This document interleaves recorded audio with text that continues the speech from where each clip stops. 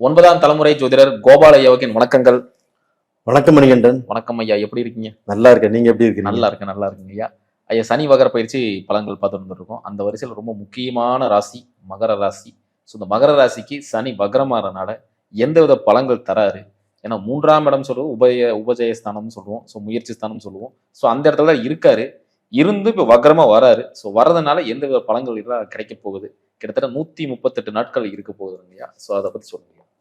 அதாவதுங்க, ஃபர்ஸ்ட் அதுக்கு முன்னாண்ட என்னை வாழ வைக்கும் ஸ்ரீ அம்பிகை ஜோதிடத்துக்கும் என்னுடைய நேயர்களுக்கும் வாடிக்கையாளருக்கும் என்னுடைய மனமார்ந்த நன்றிகள். இப்போ மகர ராசிக்காரங்களுக்கு, எனக்கு பிடித்த மகத்தான மகர ராசிக்காரர்களுக்கு இந்த சனி பகவானுடைய வக்ரம் எப்பன்னு சொல்லிடுறேன். ஜூலை மாதம் 27ஆம் தேதி ஸ்டார்ட் ஆகி டிசம்பர் மாதம் 11ஆம் தேதி வரைக்கும் கிட்டத்தட்ட 138 நாட்கள். அதுக்கப்புறம் வக்ர பயிற்சி ஆகிறாரு.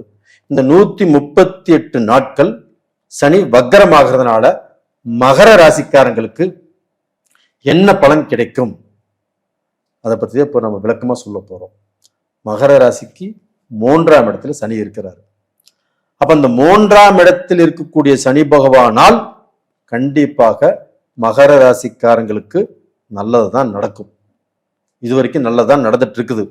இதுல பாத்தீங்கன்னா, ஒரு சிலருக்கு எனக்கு 3ஆம் இடத்துல இருந்தும் அந்த சனி பகவான் நல்லது செய்யல அப்படின்னு என்கிட்ட ஜாதகம் கொண்டு வந்திருக்கிறாங்க. அவங்களுக்கு பாத்தீங்கன்னா, அவங்க ஜாதகத்துல அவங்களுக்கு நடக்கக்கூடிய தசா புத்திகள் சரியில்லை. புரியுதுங்களா? அப்ப அது போக பாத்தீங்கன்னா, இப்போ இந்த சனி பகவான் வக்ர கதியில, அப்ப பாத்தீங்கன்னா அந்த சனி பகவான் கொஞ்சம் அந்த பார்வையை, நேரடி பார்வையை கொஞ்சம் திருப்புறாரு. அப்படி கொஞ்சம் திருப்பும் போது அந்த வக்ரம் இந்த மகர ராசிக்காரங்களை என்ன செய்யும்? சனி பகவானுடைய சொந்த வீடு மகரம், புரியுதுங்களா? அது போய் இருக்கக்கூடிய இடம் மீனத்துல.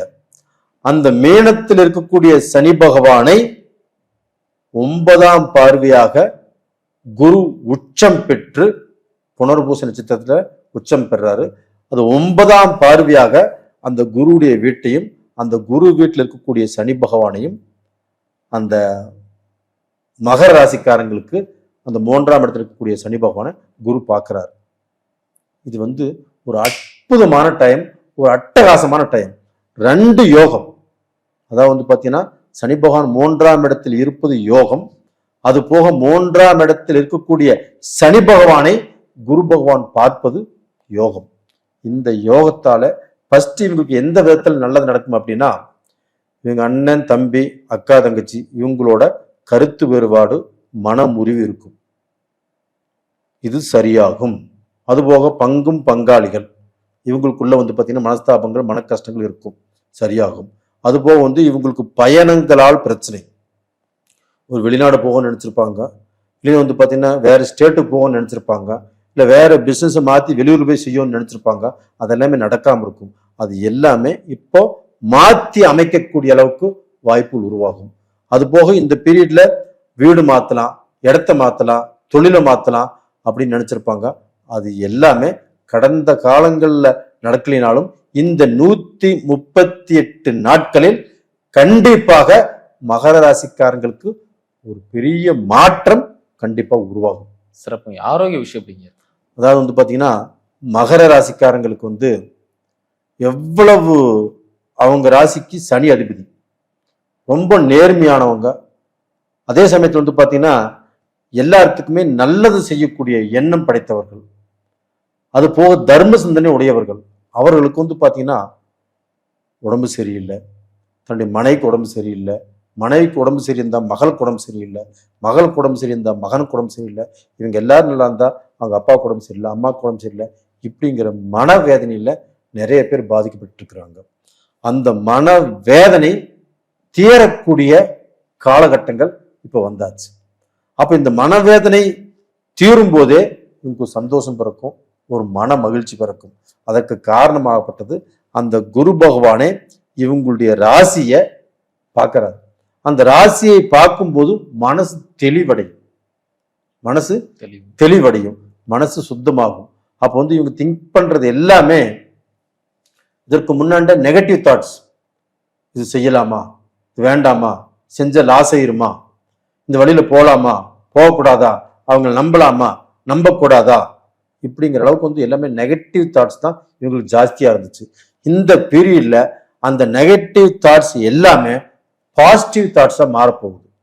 அப்ப இது செஞ்சிடலாம், இது நம்ம செஞ்சோம்னா நம்ம சம்பாதிப்போம், இந்த வேலையிலிருந்து வேற வேலைக்கு மாறலாமா, மாறிடலாம், கண்டிப்பா மாறுவாங்க, தொழிலும் மாத்துவாங்க, அதுலயுமே வந்து பாத்தீங்கன்னா சம்பாதிப்பாங்க.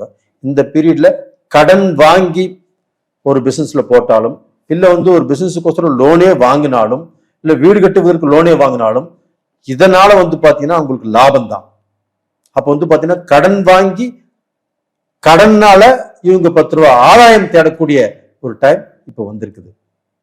சிறப்புங்க. அது பொருளாதார விஷயம் அப்படிங்க. இவங்க பொருளாதாரத்துல பாத்தீங்கன்னா கடந்த ஒரு 3 வருட காலமாகவே 3ஆம் இடத்துல சனி வந்திருந்தாலும் ஒரு சிலர் பாதிக்கப்பட்டிருக்கிறாங்க.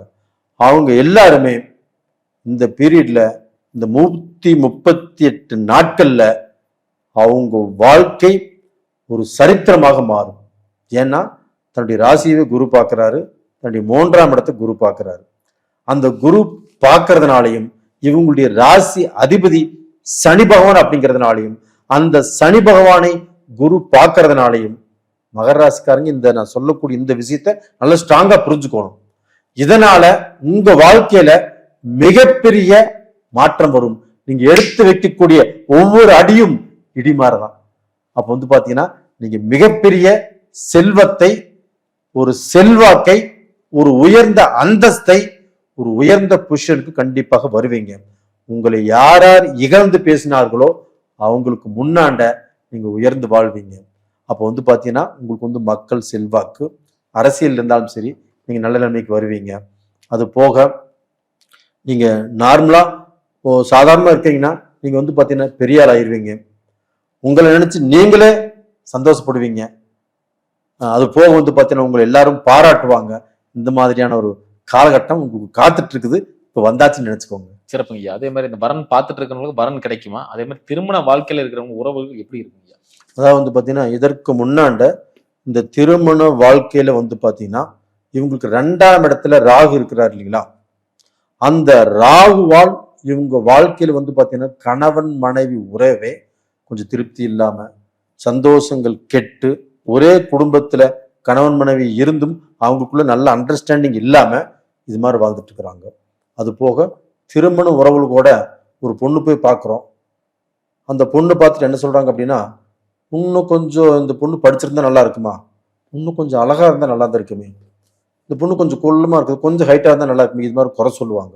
இதே மாப்பிள்ளையை பார்த்தாங்கன்னா மாப்பிள்ளைக்கு கொஞ்சம் வேலை தான், கொஞ்சம் இந்த கம்பெனி சரியில்லை, கொஞ்சம் சம்பளம் கம்மியா வாங்குறாரு, மற்றதெல்லாம் ஓகே, இது மாதிரி ஏதாவது குறை சொல்லி அதனால வந்து அந்த வாழ்க்கை தடைபட்டு இன்னைக்கு வரைக்கும் போயிட்டு இருக்குது. ஆனா இந்த பீரியட்ல கண்டிப்பாக அவங்களுக்கு வாழ்க்கை அமையும். மகர ராசியில தடைபட்ட திருமணங்கள் அமையும். ஏன்னா அவங்க ராசியவே குரு பார்க்கறாங்க. அது மட்டும் இல்ல, ராசி அதிபதியையும் குரு பார்க்கறாங்க. இது வந்து அட்டகாசமான டைம் மகர ராசிக்காரங்களுக்கு. எனக்கே புல்ல இருக்குது. எனக்கு அவங்களுக்கு ஒரு நல்ல பலனை சொல்வதற்கு எனக்கு ரொம்ப ரொம்ப சந்தோஷமா இருக்குது. கண்டிப்பாக மகர ராசிக்காரர்கள் இந்த பீரியட்ல கண்டிப்பாக அவங்க வளர்ந்து உயர்ந்து ஒரு நல்ல வாழ்க்கையும் ஒரு நல்ல எதிர்காலத்தையும் கண்டிப்பா அவங்க அமைச்சுக்குவாங்க அப்படிங்கறத நான் வந்து ஆணித்தரமாக சொல்கிறேன். சிறப்புங்க. இந்த 138 நாட்கள்ல இவங்க எந்த விஷயத்துல ரொம்ப கவனமா இருக்கணும்? இவங்க வந்து பாத்தீங்கன்னா மகர ராசிக்காரங்களுக்கு நான் சொல்றது நல்லா கேட்டு சொல்லுங்க. இப்போ பெண்கள் விஷயத்துல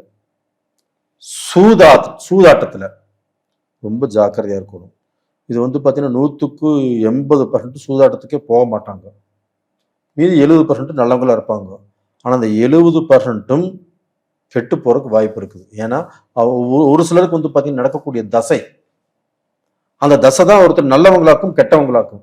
அந்த தசையால நல்லவங்களும் கெட்ட ரூட்ல போகக்கூடிய அளவுக்கு வாய்ப்புகள் உருவாகுது. அப்ப சூதாட்டத்தை நம்பி போவாங்க, வேற பெண்ணால பாதிக்கப்பட்டுருவாங்க. ஒரு பெண்ணை நம்பி அதனால இவங்க கௌரவம் பாதிக்கப்படும், இவங்க குடும்பம் பாதிக்கப்படும்.